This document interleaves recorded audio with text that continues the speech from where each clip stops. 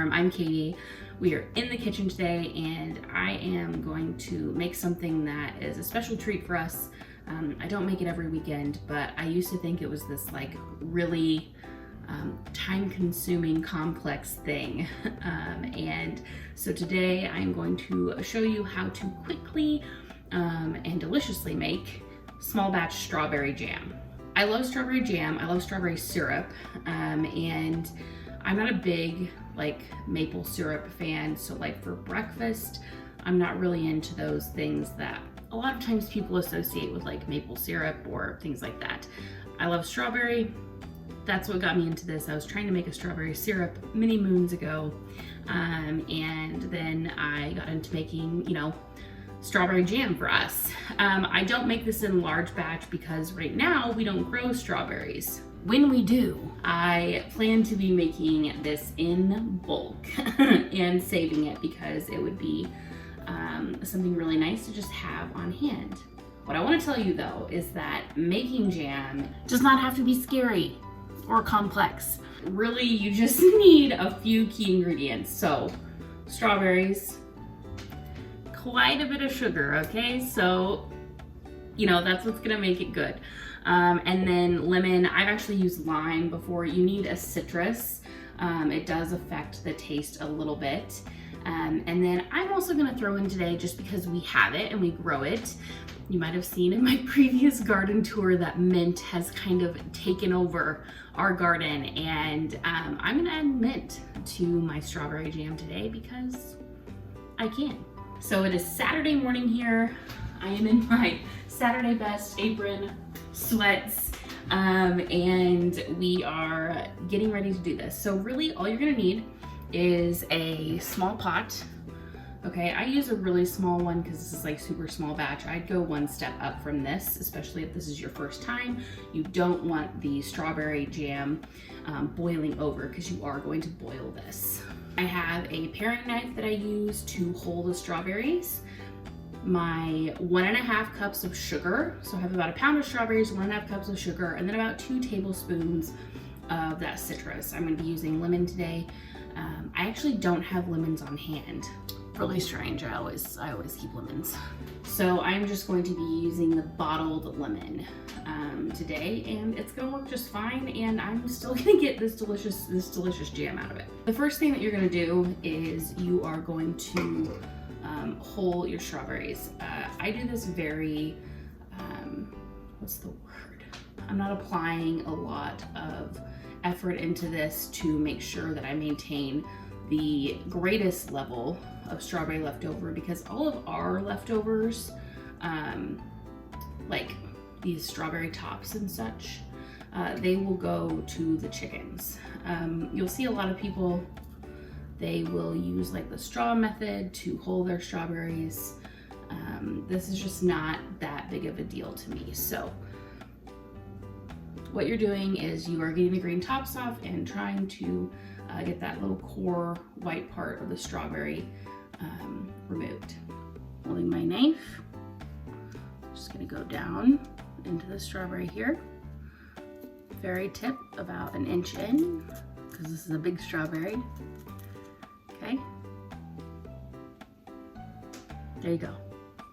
This is not science. It's, very rough. This is all gonna be boiled and condensed down, and so I'm not like super concerned about the state of my strawberries before I chop them. This roughly, really quick.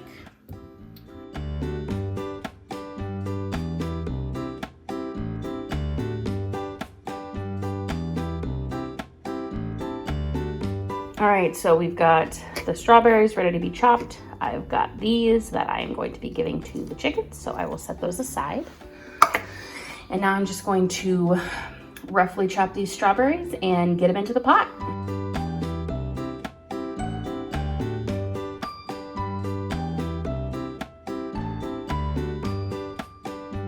Here they are, just kind of roughly chopped. You can see that I'm not like doing any sort of science here, okay? I'm just making them smaller so that they're going to dissolve more quickly with the sugar. Got the strawberries, add this 1.5 cups of sugar. Ooh. And this is why you should use a larger pot. And I'm not, because it's dirty. And I'm apparently lazy. Okay. Because anyway, you want to get all the strawberries coated with the sugar. Guys, don't do as I do. Do as I say, okay? Use a bigger pot, because look. Okay. But you're going to see I've coated all the strawberries in the sugar, but just by using my spatula here. And they are actually going to start the process of dissolving here, and I'm just going to keep stirring a little bit as we get started so it doesn't burn to the bottom.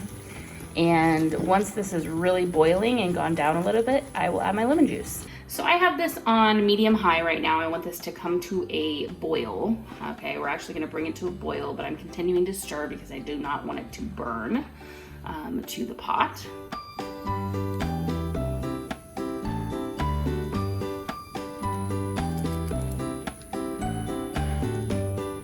Guys, I love this spatula. If you are familiar with like the plastic spatulas, I've always had the ones where the handles can fall out and the tip is, you know, not quite as fine. My aunt introduced us to these spatulas, and my cousin gifted them to me. They're incredible, especially for scraping like the bottom of this, or like when you're making cakes and frostings and things. The scraping ability is incredible, and that handle is flexible and it doesn't pop out.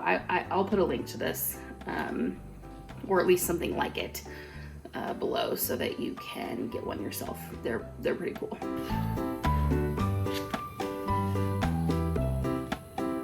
Okay, so this is boiling now, so I'm going to add my citrus.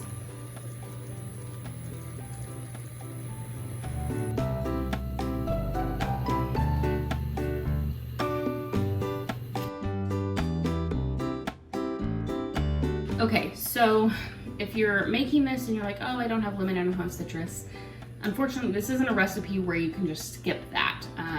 The citrus is what is going to make the jam end up having that gelatinous texture. And so you really need that lemon or lime, whatever you're using, to get that effect. You're gonna let this boil for about 15 minutes, and then you are going to put it into like a warm jar, like a mason jar. That's what I do anyway. Just make sure that your jar is kind of matching the temperature of the jam at that time, or let it cool a bit because it will break a glass jar. If you are wanting a strawberry syrup, I just take it off sooner, okay? So the longer that you have this boiling and going, the thicker that jam is going to be. And your final texture is not going to be what you see in the pot hot after 15 minutes, okay? It is going to thicken a bit as it is removed from the heat. So just keep that in mind when you're trying to figure out your perfect texture. If you have a thermometer, like handy thermometer, what the temperature you're going for is 220 degrees Fahrenheit. If you don't though, it's okay to just eyeball it, especially if it's your first time. Trust me, it's gonna be delicious, whatever the consistency is. But just make sure you keep stirring throughout the process, because it will stick to the bottom, and you wanna make sure that it's not burning and you know, all that good stuff. While this jam is finishing up, Eric went to go get me some fresh mint from the garden, and he took the strawberry clippings out to the chickens already, so I didn't even get to show you that. But I've got my bacon going, I have potatoes cut up over here, so my brunch plans, my breakfast, you know, it's all cooking while the jam is cooking. So it's really not a huge deal to kind of get your jam going, and then you have just this amazing treat for your breakfast.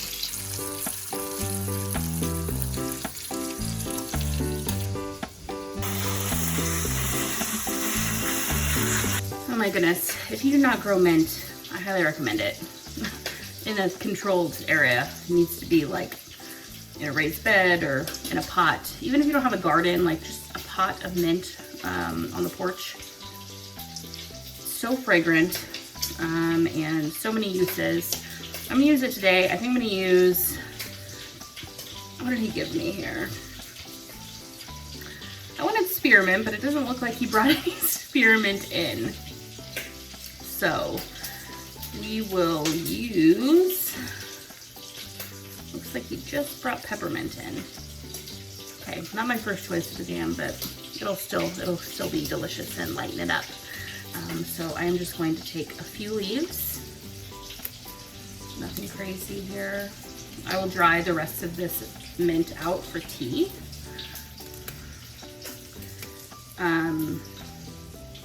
And then I'm just going to roughly shred this into the jam right now. I'm not even gonna chop it up, I'm not gonna bother.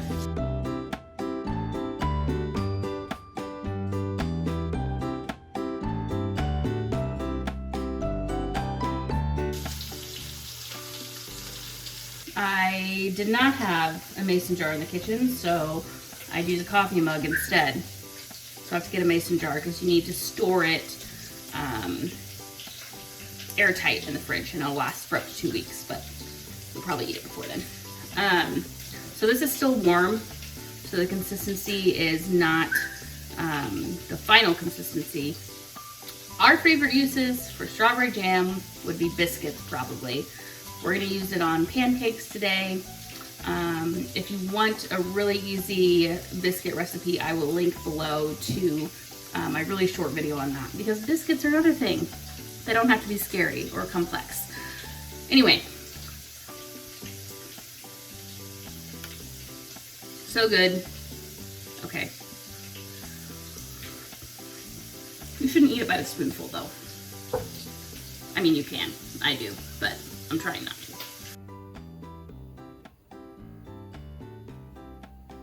Okay, that's it for today. Super easy, super delicious. If you make it, let me know. What is on your family's brunch list? If you're making a big breakfast or a brunch, what are you guys having? I'd love to hear, just comment below. Thanks for watching, as always.